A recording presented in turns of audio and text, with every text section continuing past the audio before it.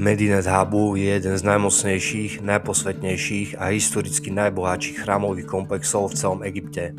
Je to zádušný chrám nachádzajúci sa na západnom brehu Luxoru, neďaleko Údolia kráľov. Nie je to len miesto pohrebných obradov, je to chrám sily, ochrany a víťazstva duše. Ramzes III postavil tento chrám ako pamätník svojej vlády a ako duchovnú pevnosť. Jeho masívne múry, zachované reliéfy a hlboká akustika vytvárajú energetické pole, ktoré mnohí pocítia okamžite po vstupe. Je to pevnosť ochrany, ktoré vonkajšie múry sú zdobené živými bojovými scénami, ktoré symbolizujú vnútorné boje duše a silu prekonať všetkých protivníkov, viditeľných a neviditeľných.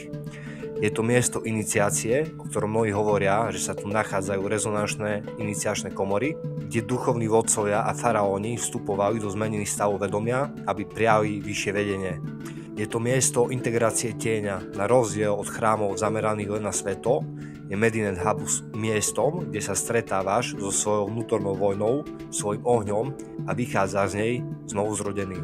Toto miesto obsahuje aj trón kráľa, keďže tento chrám ukotvuje mužskú duchovnú silu, ktorá nestojí na dominancii, ale na ochrane, jasnosti a službe.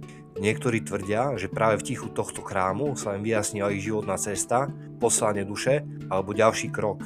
Iní tu pocítili hlboké liečenie mužskej rany v tej časti z nich, ktorá bojovala príliš dlho alebo zabudla.